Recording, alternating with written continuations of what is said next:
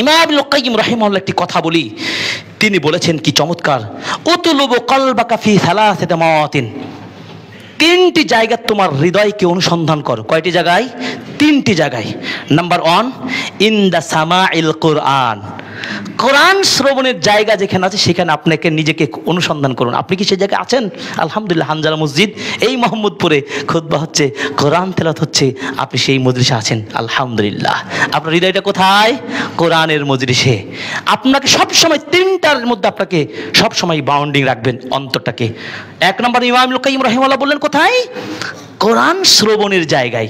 কোরআন শ্রবণ হয়, কোরআন শুনছেন। 2, ওয়াফি মাজালিসিজ যিকরে, জিকিরের মজলিসে বসাবেন। জিকির মানে মাজারের জিকির না, কিন্তু মানে যেই মজলিসে কোরআন স্টাডি হয়, আল্লাহকে স্মরণ করা হয়, এই এমনকি দিনে আলোচনা হয়, এমন কোনো জায়গায়, ক্লাসে, সেমিনারে বা মসজিদে, মক্তবে আপনি আছেন, আপনাকে সেখানে খুঁজেন আপনি নিজেকে। 3 নম্বর বললেন ওয়াফি আওকাতিল খুলুয়া, অথবা নির্জনে কোন একটা সময় পেয়েছেন সেই জায়গায় নিজেকে আপনি আবদ্ধ করুন। নিরিবিলি রাত, সবাই ঘুমিয়ে গেছে, আপনি রাতে তাহাজ্জুদের সালাত আদায় করছেন, লম্বা কোরআন তেলাওয়াত পড়ছেন, সেই সময় কেউ ডিস্টার্ব করছে না, ফ্যামিলি কেউ না, ফ্রেন্ড বা কোনো জায়গা থেকে।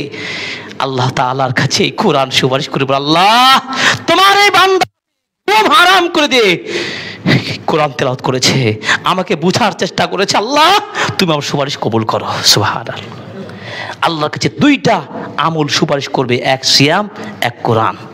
সিয়ামে রমজান মাসে হাদিস শুনেছি, কোরআন সরাসরি সুপারিশ করে আল্লাহর কাছে, আল্লাহ রাতে তাহাজ্জুদ পড়েছে। এই জন্য সালাফগণ এই কোরআনের পিছনে সালাফদের সাথে যদি মিল রাখতে চান, আর এই চেন যদি মিল রেখে যদি রাসূল পর্যন্ত পৌঁছাতে পারেন নিজেকে, তারা নিশ্চিত আপনি সফল একজন ব্যক্তি, নিশ্চিত সফল।